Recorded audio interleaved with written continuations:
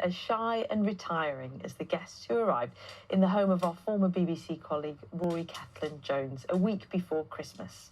Her name is Sophie, and here she is. She's a rescue dog from Romania, and she spent most of her first few days at Rory's house hiding behind the sofa, only coming out occasionally to eat when she thought she was all alone. But we have some news, don't we? Oh, she started to make a bit of progress. As you can see, she felt safe enough to eat a few little treats from Rory's hand. Oh, baby steps for Sophie.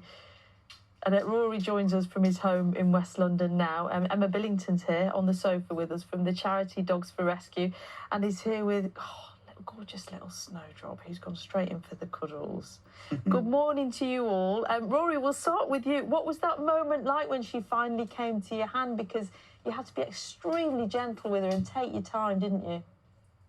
Yes, well, it's a whole saga, really. So Sophie arrived 10 days before Christmas at 3 in the morning, the Saturday before Christmas, and was much more frightened than we'd imagined. We had a rescue dog before who was quite nervous, but not that nervous.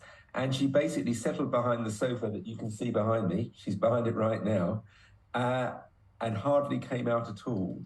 But we've been doing a little program devised by a kind man called Sai, thank you, Sai, to try and associate us with good things. And those good things are bits of sausage and leftover turkey. And last night, it worked for the first time in a real way. I was upstairs watching the football, and my wife started sending me pictures upstairs of the dog coming out. And I came down, sat down very quietly, held a piece of sausage in my hand. She came out, she approached me, she took it, and it was a huge breakthrough.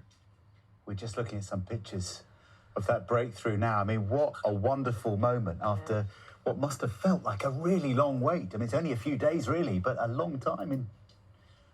What I'm learning is you have to be incredibly patient. My wife is a lot more patient than I am. I was going, come on, but no, you just have to let it happen really slowly.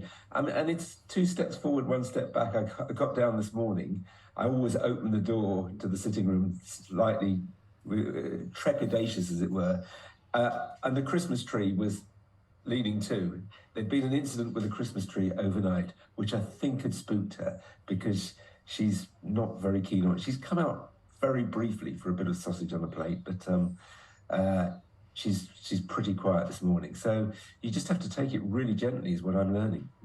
Emma, is that the advice you'd give, having worked with so many dogs like Sophie? Association with good things. Take your time to build that trust. Yes, I think the issue is people assume they're like pet dogs, and these dogs have never known love. So I believe he's only had her for a few weeks, is that right? That's right, yeah. Yeah, it takes a long time with them, so just believe they can change. And the main thing is he's giving them the safe space. These dogs have only known trauma, so they need to feel really safe. The point is, everything comes from you. So I would say hand feed, but do everything other than what you think. So where normally you'd look at a dog, speak to them, try and encourage them, anything, eye contact, moving forward towards them, speaking to them at all will frighten them. Every move you make will frighten them. And the idea is you become invisible, so you just ignore them. And it's the hardest thing for us to do because we desperately want to comfort them. We desperately want to make them feel safe. But the best way to do it is just to give them their space and just wait. Use food every single time and just drop it near you. Don't expect them to take it from your hand because that's a huge task. It's great if you just leave little trails, but keeping them hungry is good, and they will develop that association. Don't think that they won't. What is her story, Snowdrop? So Snowdrop's a UK dog, and we're a big fan of the bull breeds who get, used and abused. As you can see, she's had tons and tons of puppies, made somebody a lot of money, and then ended up discarded before Christmas. And we took her in the hope we'd get her a home for Christmas, but we didn't quite manage it. Yet she's the nicest natured dog. How long does it take for her to respond to affection if she's never known it? Because you would think that would be deeply ingrained damage to an animal or a human, to anybody. With her, I think she's just been abandoned. I think she's been kept in a barn and just left as a breeding machine. So she's grateful for everything. She asks for nothing. She's happy if you stroke her, but doesn't expect anything. Foreign dogs are obviously very, very different to normal pet dogs. They need a completely different way of being. I guess they've been through the trauma of being transported, not understanding what's going on. Yeah. They've never been safe. The foreign dogs are, they're not used to being only dogs. They need a safe space. So where she's choosing to hide at the minute, you want to give her that space. So we often make them a little corner with a den. And just when they're in there, just leave them and don't worry about it. Don't feel like you have to interact with them. They are taking their time to decompress and just get used to feeling safe. Once they feel safe, you'll see a different dog. And the joy of bringing one of those dogs around is the best thing you could imagine. And Rory, you can, I guess, begin to see a future now with Sophie and your family. Yeah, I mean, we do feel it's going to be a long stretch. I mean, part of the story was we had a lovely dog called Cabbage, who was part of my sort of exercise regime. Went out every morning before 7 with her.